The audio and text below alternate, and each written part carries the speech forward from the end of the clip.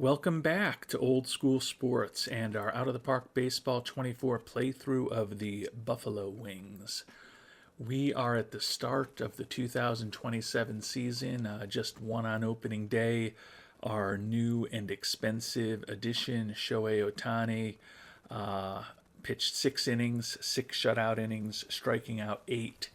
Ended up earning the victory. We scored our 1 run in the bottom of the 6th before Ohtani came out of the game, and we held on for a 1-0 victory over the Miami Marlins. Scored the 1 run when Tommy Edman, who had stolen second and third, came in and scored on a passed ball. So Hayden Wesneski and the Marlins bullpen did a good job against us, allowed us only 3 hits over the 8 innings that we did bat in. But a 1-0 win for the Wings and a 1-0 start to the season for Buffalo here in 2027. And we did get one suggestion in the comments to a recent episode that I wanted to talk about. You may remember a couple of episodes ago when we ultimately decided to trade away the top prospect in our system, Andres Medina, picked up Andrew Painter, who will be making his Buffalo debut tomorrow against Miami in the second game of the season. And there was another pitcher from Minnesota, Olivares, that we were considering instead of Painter. Ended up going with Painter, but Randy Pepler suggested that we go and see if maybe we can get Olivares also for a decent price. The issue is it looks like they really wanted Andres Medina. They aren't that excited about some of the less prominent prospects within our system, and we're not willing to give them one of our 3 top prospects, Seifu, Marte, or Ojeda. So did investigate that, but at this point we're going to go with the 3 new pitchers that we brought on board, Ohtani, Painter, and Bieber. The youngster Sean Sullivan, the only lefty out of our rotation, and then Tylor McGill is going to be our number 5 starter, at least at the beginning stages of this year, and we will see how the team does. The good thing is if we somehow do magically and inexplicably end up in contention this year, even though it's only our second year of existence at the major league level, we do have some money to potentially bring on some help as we get closer to the trade deadline.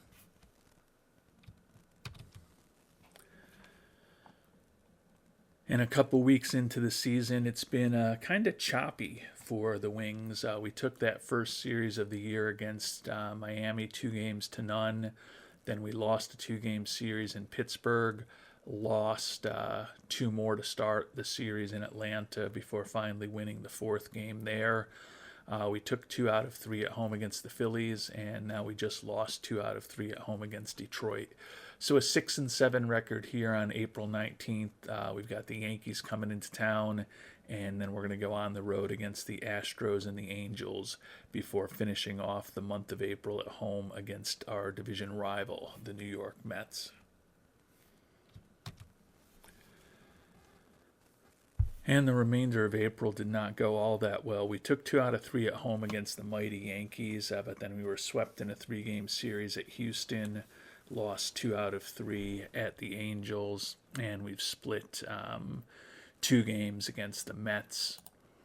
We've got 2 more at home against the Mets, and then we've got 3 at home against Washington before finishing up a pretty long homestand with 3 against the Dodgers here in the beginning of the month of May. Taking a look at our team statistics, our 10-14 record has us in 6th place, already 8.5 games back. So definitely been a slow start. We're 8-5 at home, but just 2-9 on the road. Batting's been brutal. 16th in batting average, tied for 13th in runs scored. You can see we're near the bottom of the pack in the National League in just about all categories except for extra base hits, homers, and walks, where we're kind of middle of the pack. We are 6th in stolen bases, but not particularly good at base running. Runs allowed, we're 9th, so we have improved from last year, given the amount of investment we made in our pitching staff. would have hoped for a little bit more improvement than that, but we're at least a middle-ish of the pack team in terms of our pitching at this point thus far. We are third in the National League in runs allowed.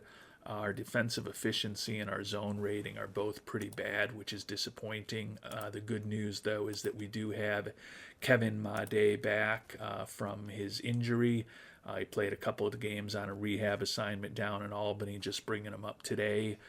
His range is down to 60, though, so we're going to be playing him a little more often at second and third. He will still get some time at shortstop, but right now it looks like Tommy Edman with the 65 range and the 70 error rating is a better fit at shortstop, and could even argue that we play Khalil Watson at short above Made at this point. Certainly, if he ends up only having that 60 infield range, probably not a shortstop for us for the medium or the long term. We do only have high scouting accuracy on him at this point because of the injury, so awaiting an updated report from our scout. Hopefully he's been underestimating his range in the field a little bit. And we'll also check in on our top prospect, Deshaun Seifu, who started the year in AAA, and he's hitting 272 down there, but does have 8 doubles, 1 triple, and 2 homers, and 103 at-bats. Still not completely developed in terms of his defensive skills at second, third, or short, but his contact is at a 65, gap power still at a 75, avoiding strikeouts at a 65. His home run power and his eye don't seem like they're going to develop too much further. Probably not too long till we see him in the majors, although at this point probably need him down there a little bit longer to further manipulate his service time. Would be nice if he could get that batting average up to about 300, get his OPS plus and his WRC plus both over 100 in AAA. We'll feel a little better about bringing him up at that point, but he's got a green arrow, so all signs are pointing that he's probably pretty ready for the majors at this point. If we do bring him up and there's no injuries, probably means that Khalil Watson will be going down. Watson has hit just $162 for us at the major league level this year, so he is another guy who our scout thinks has a little bit of development ahead of him in terms of his contact and his avoiding Ks. If we send him down to AAA, it'll also give us an opportunity to play him every day at third base and really ensure that when he's back up permanently, most likely next year, assuming that we still end up moving on from Tommy Edman, that Watson is as versatile a quality defensive sub as possible.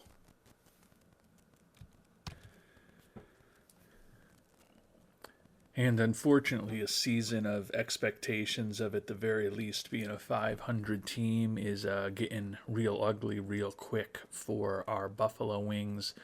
We lost 7 in a row to start the month of May, 8 in a row total, including that loss to the Mets on the last day of April.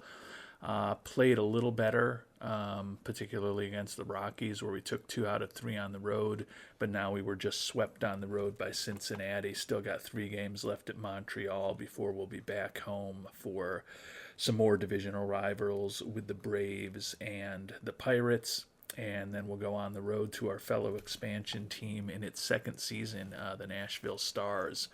So it is been a pretty rough beginning to the year for Buffalo so far. We are alone in last place, 14 and a half games behind the Braves already. So the optimism that our additions were going to make a big difference to this team has been misplaced so far. Ohtani's 3-3 with a 3.96 ERA, Painter 2-4, 4.32, Bieber 1-1, 2.66. Sean Sullivan 1-4 with a 4.46 ERA, and Tyler McGill has been brutal, 0-6 with a 9.26 ERA, going less than 4 innings pitched on average per start. So probably time to swap out somebody new into the 5-hole in the rotation for McGill. He just has not been the answer this season.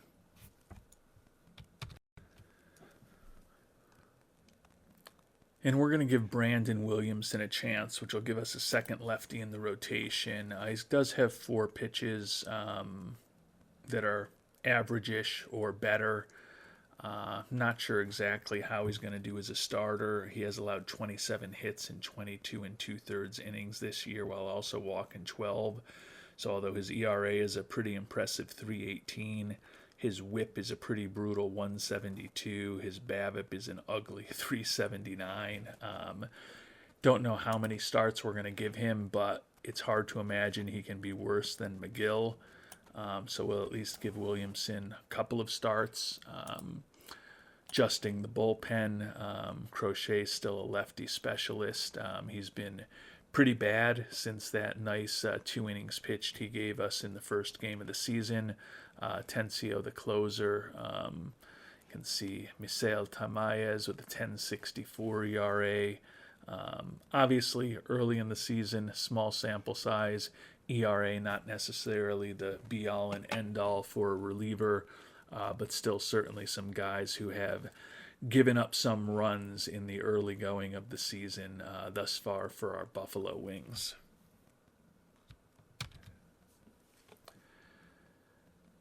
And the month of May ended up also being a rough month for our Wings. You can see attendance trending in a less than positive direction recently. Take a look at the schedule over those last couple of weeks, and we definitely continued to struggle. Lost 2 out of 3 at Montreal, lost 2 out of 3 at Atlanta, as we have talked about. We did take 2 out of 4 home against Pittsburgh, but then lost 2 out of 3 to Nashville before bouncing back and winning the first game of the series at Baltimore. But we are 19-33 in 7th place in the National League East, only half a game ahead of the forlorn Phillies. Taking a look at the National League leaders a couple months into the season, and perhaps not surprisingly, you don't see any Buffalo Wings among the National League leaderboard. Taking a look at our team statistics, we are underperforming by 3 games. Our Pythagorean record suggests we should be a poor 22-30 rather than a borderline putrid 19-33. After that 10-14 April, a brutal 9-19 May, we rank 15th out of 16 teams in the National League in runs scored, and runs allowed we have dipped to 11th. So the hopes that perhaps we'd be a contender for 500 in our second season, and the hope that we would maybe even be in the wild card mix does not seem to be happening so far. Adding insult to injury, our expansion rivals, the Nashville Stars, are 30-23, just a half a game behind the Orioles, tied with the Yankees for second in the very competitive American League East. Take a look at Nashville. Might as well check in on how they did with the big free agent that we didn't go after this year, Luis Robert. And looks like he might be on the injured list for him.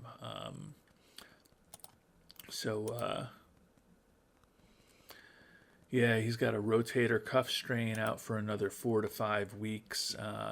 Was hitting .259 with 7 doubles and 6 homers and 143 at-bats, 107 OPS plus, 105 WRC plus. So pretty much as expected. I think they probably were hoping for a little more offense out of him for the $25 million-ish a year that they're paying him.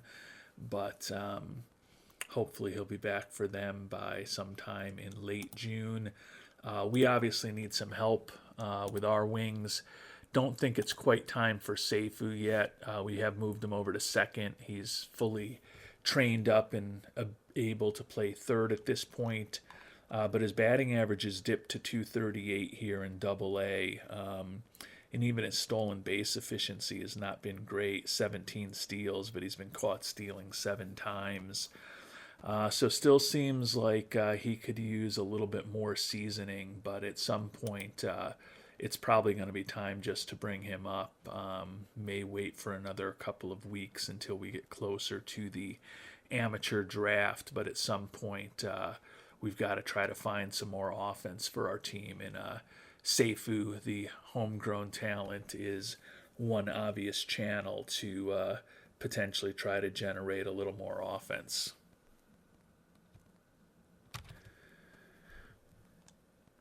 And I guess the first 2 weeks of June have been slightly better, although we did lose 2 to Baltimore on the road. Took 2 out of 3 at home against Toronto, 2 out of 3 on the road against Miami. Then unfortunately we did only take 1 out of 3 at Philadelphia. We've got 4 against the Mets and then 3 at home against Montreal before the draft, which is just over a week away at this point. Taking a look at the standings, and we're still only half a game up on the Phillies, so 7th place, 20 and a half back. Been an incredibly disappointing and bitter start to the season for these Buffalo Wings, but hopefully we can play better in the second half of the year and start turning this thing around. And Daniel Espino, the Rule 5 acquisition, who started the year on the 60-day IL, is now finishing up his rehab assignment in AAA. 1-1 with a 5.68 ERA, 10 walks and 12 hits allowed in 12 2/3 innings. Despite some of the issues with our pitching staff, don't think he's the answer, so we are going to release him back to the Guardians, since we've gotten to decision time with him. Taking a look at the pitching, Ohtani 5-6, 464, Painter 3-6, 417. Bieber's been good. It's just he's struggled to be even a 5-inning guy for us, but 3-2 with a 2.20 ERA. Sean Sullivan, after a pretty solid rookie year for us when he was 11-11 with a 3.66 ERA, has had a tough time this year for us. Good news is that Williamson's been decent since we moved him into the 5 spot in the rotation. 4-1 record, 2.66 ERA on the year. So hopefully he will stabilize that 5th spot in the rotation. And hopefully we start getting a little more out of the likes of Ohtani and Painter in the coming weeks, as well as Sullivan. But Bieber's been solid. Again, the only issue is that we're not even getting 5 innings a start out of him, so he doesn't have a lot of decisions, but he's been pretty effective for us, which is nice to see. And another week in the books, another pretty mediocre result for our Wings. We lost 3 out of 4 at the Mets, did come back and win 2 out of 3 at home against Montreal. Take a look at the standings here in late June. Still only half a game out of last place, 22 behind in the NL East. Not that we are a real wild card contender, but we are 10.5 games back from a wild card with a bunch of teams that we would need to jump over, obviously, to be competitive. So it has been a disappointing year. There's no other way to put it. Looking at the team statistics, we should be 30-40, so we still are underperforming a little bit. 8-10 here in the month of June, so closer to respectable. We're going to have to start putting some winning months together. Last in the National League in runs scored, and you can see we are last in almost every offensive category. So the offense has been the huge issue, but the pitching not much better. The pitching decidedly mediocre. 11th in runs allowed, 9th in both starter and bullpen ERA, and the defense has been disappointing as well. So not a lot going well for the Wings here in our second season in Major League Baseball.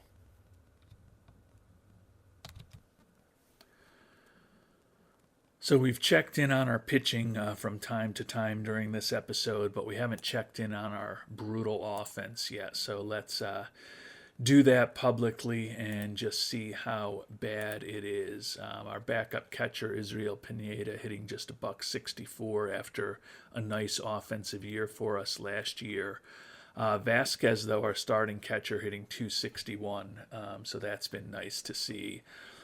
First baseman Romash Tasuku Nakajima has been a brutal disappointment, hitting a buck 70 with 98 strikeouts and 235 at bats.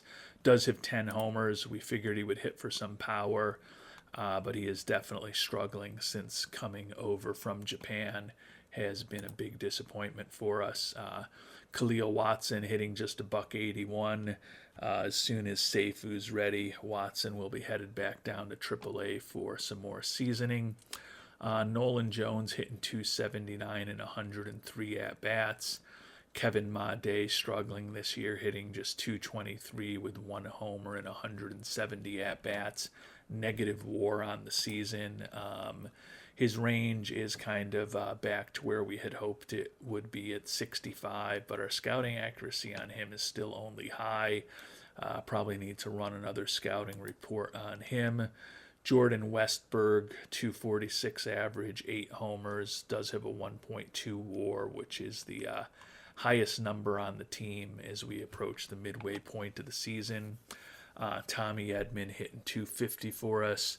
Loidel Chappelli, last year's Rookie of the Year, not following up without a pretty severe sophomore slump.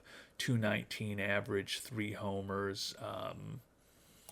You look at his 61 OPS plus and 59 WRC plus, almost a full win below replacement level at this point. He's in danger of probably not just losing a starting spot, but potentially losing a roster spot entirely. Johnny DeLuca hitting just 226 since we brought him over in the trade with the Dodgers as a center fielder / utility outfielder. Miguel Bleas, who we picked up in the Rule 5 draft to be a center fielder for us, has been pretty disappointing. Hitting just 200. I do like the 7 homers, a little more pop than maybe we expected, but another guy who's been almost a full win below replacement for us at this relatively early stage in the season. Eric Pena hitting 271 with 8 homers, getting some regular playing time. He's been, sadly for us, one of our more productive offensive players. And then Jace Barofin, last year's runner-up for Rookie of the Year, hitting 260 with 16 doubles and 10 homers and 265 at-bats.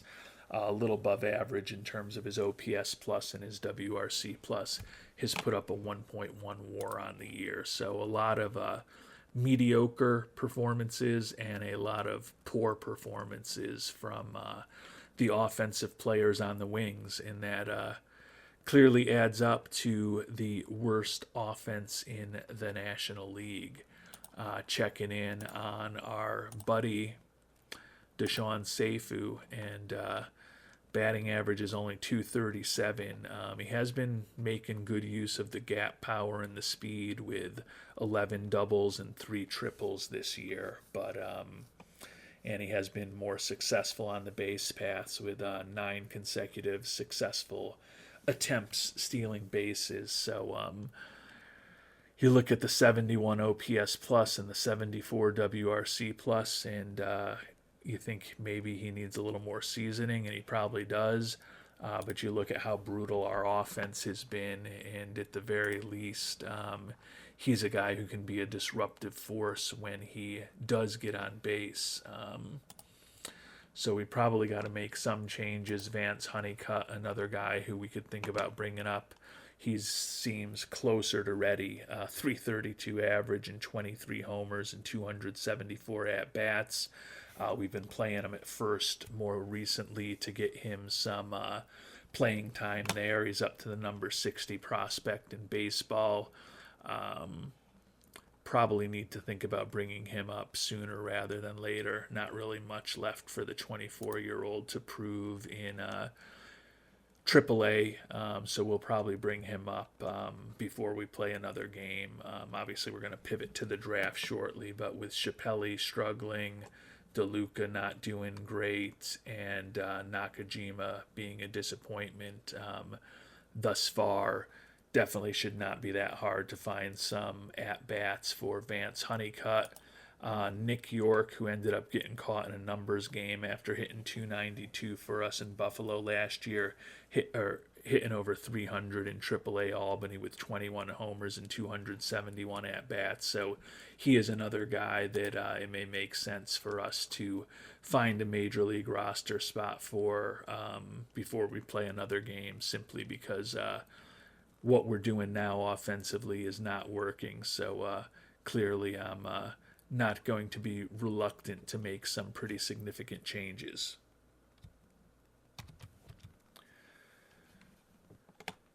So I think over the near term at the major league level, finding a way to get Nick York onto the team and Vance Honeycutt onto the team, and in the near to medium term, figuring out a way to get Deshaun Seifu onto the team are what we're going to need to do, either through trading away guys who aren't part of our long-term plans and or just moving guys down to AAA to make room for those players. But that will be our big focus before our next episode. And if you've got thoughts on what we should do, would love to hear them in the comments. And also, if you've got thoughts on what we should do in the draft, would love to hear those in the comments as well. As we've talked about in the past, we're going to have the second pick in this year's draft. We got really lucky in the lottery this year. And with the way that we are performing at the major league level, we're going to need all the help that we can get. So we're in a good situation now. We've got very high scouting accuracy across the draft at this point, particularly the top prospects. Taking a look at 4 of the top hitting prospects. Joe Edwards, shortstop, not really a big-time fielding prospect, but pretty good home run power and potentially an exceptional ability to draw walks. Makes him an interesting hitting prospect. Kurt Figueroa, first baseman. The bat looks very interesting. The durability is good. The speed, the glove, and the personality are less than optimal. Center fielder Tatum Marsh, college player coming out of Stanford. Looks like he is probably not too far from being able to contribute at the major league level. Okay-ish glove, decent speed. Certainly doesn't look like a number 1 or number 2 overall pick to me. But beggars can't be choosers, and we're going to have to pick somebody to go number 2 overall. Shortstop Roman Maples is the only other player who our scout sees as having more than 4-star potential. Maples really do like the glove, decent speed, decent bunter, and the bat doesn't look horrible. A 70 range player who's also got decent error arm rating and a little bit above average in terms of his turn double play rating, with a potentially above average major league bat driven by that contact rating. Could be a pretty interesting player. So got 4 offensive players who stand out. Obviously, I'll be spending time with a lot of these other guys, and we'll let you know if I see anybody who looks particularly interesting to me to consider it number 2 overall.